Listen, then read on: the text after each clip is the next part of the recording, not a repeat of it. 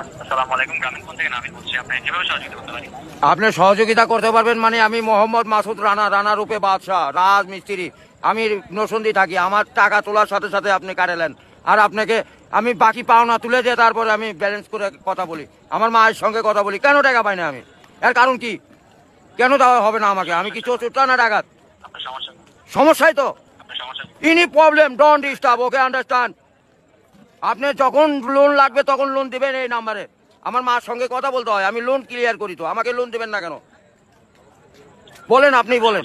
আন্তরিকভাবে দুঃখিত স্যার, আপনি কি ইমার্জেন্সি ব্যালেন্স দিতে পারছেন না?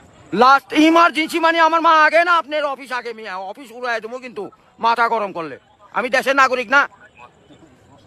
হ্যাঁ, বুঝতে পেরেছি স্যার। আপনি কি আমাকে যখন আমি ব্যালেন্স আপনার থেকে লোন চাবো, চাওয়া মাত্র এই নাম্বারে দিবেন 808 828। শূন্য লাগাইলে বুঝতেই পারতেছেন, ভুল জান না হয়। হ্যাঁ গ্রামীণ। আমার লাস্টে আমার মায়ের নাম্বার হলো 18। কথা বলে থাকেন, কাইন্ডলি লাউডস্পিকারটি বন্ধ করে কথা বলুন স্যার। আরে ভাই, মাথাটা নষ্ট হয়ে গেছে। আমি সেই থেকে ছেলেপেলেরা ফোন করেছি, আমি তো ইংলিশ বুঝি না। ইংলিশ কোন মানে? এই আমার সাথে ইংলিশ বলেন কেন? বাংলাতে কথা বলবেন। আপনি বাংলাদেশের নাগরিক না? স্যার, কাইন্ডলি আপনি কোন সমস্যার সম্মুখীন হচ্ছেন আমাকে জানাবেন। আরে ভাই জানাচ্ছি তো, আমার ইনি প্রবলেম। যখন লোন চাবো তখনই দিবেন। কত জান মনে থাকে?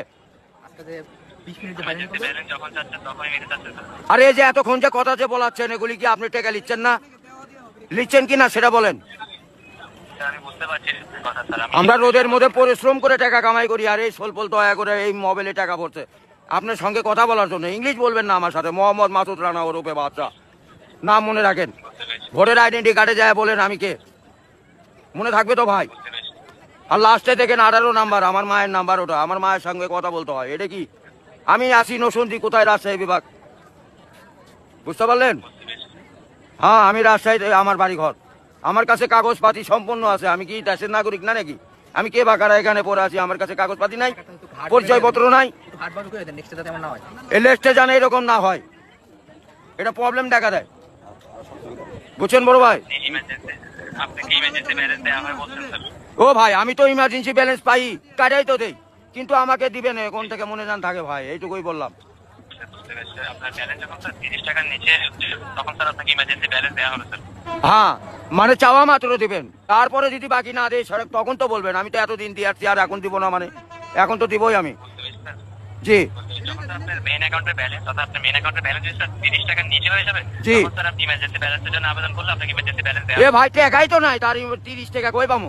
1 টাকাই তো ফোনে নাই। গাড়িটা যায়, গাড়িটা যায়।